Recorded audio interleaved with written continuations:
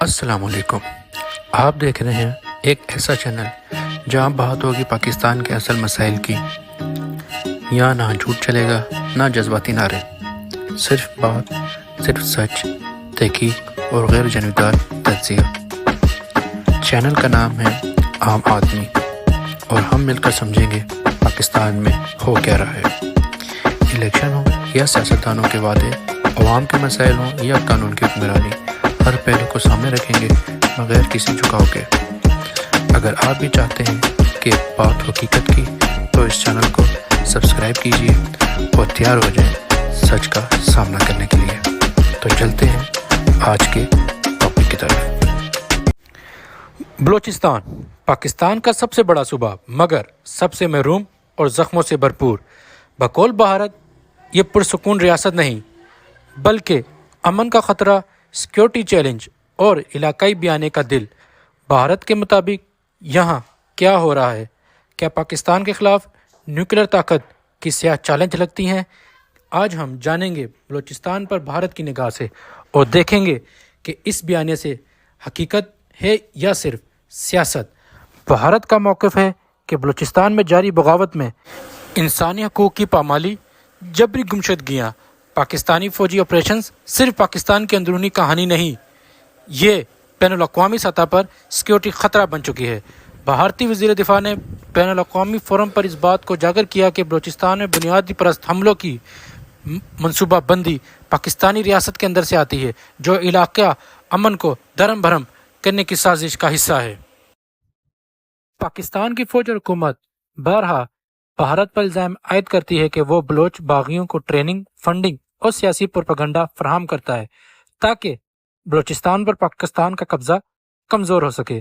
Reports اور بعض sources یہ کہتے ہیں کہ BLA کمانڈر کبھی بھارت میں علاج یا پناہ لے چکے ہیں، تاہم بھارت اسے مسترد کرتا ہے کہ وہ کسی قسم کی بدخوئی میں ملوث نہیں، بلکہ یہ سب پاکستان کا سیاسی حربہ ہے، ایک یادگار مہم جو بھارت کو بدنام کرنے کے لیے چلائی گئی ہے۔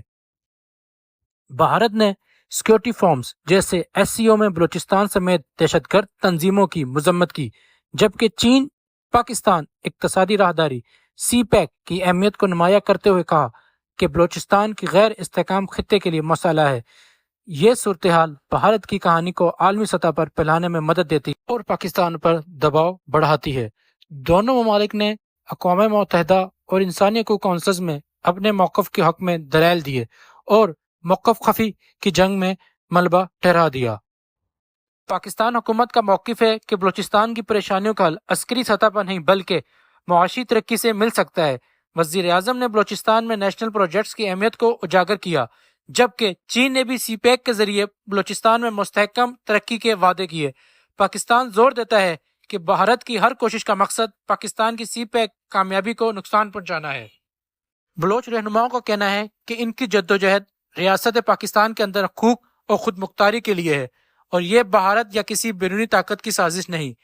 میر یار بلوچ جیسے رہنما کہتے ہیں، ہم پاکستان کے شہری نہیں بلکہ ایک قوم ہیں۔ دوسری جانب جمعہ خان ماری جیسا بلوچ رہنما واضح کرتا ہے کہ بھارت کا دخل اگر بند ہو جائے تو بغاوت ختم ہو جائے۔ تو کیا دراصل کیا ہو رہا ہے؟ بھارت بلوچستان کو جیو پولیٹیکل حربے کے طور پر استعمال کر رہا ہے، یا یہ اندرونی معاشرتی مسائل ہیں جو بھول چکے؟ بین الاقوامی تجربہ کاروں کا کہنا ہے کہ بھارت کا دائرہ عمل محدود ہے، جبکہ پاکستان کو اپنے اندرونی ڈائیلاگ اور انسداد تشدد پر توجہ مرکوز کرنی چاہیے۔ یہ بلوچستان کا مستقبل عوام کی خیریت اور خطے کی امن پسندی پر منحصر ہے۔ بلوچستان کی حقیقت کہیں میڈیا میں سجی تصویروں سے ہٹ کر ہے؟ بھارت کی نگاہ کیسی ہے؟ پاکستان کا رد عمل کتنا مؤثر ہے؟ یہ بحث آسان نہیں مگر ضروری ہے۔ نیچے کمنٹس میں اپنی رائے ضرور لکھیں، لائک کریں اور سبسکرائب کرنا نہ بھولیں۔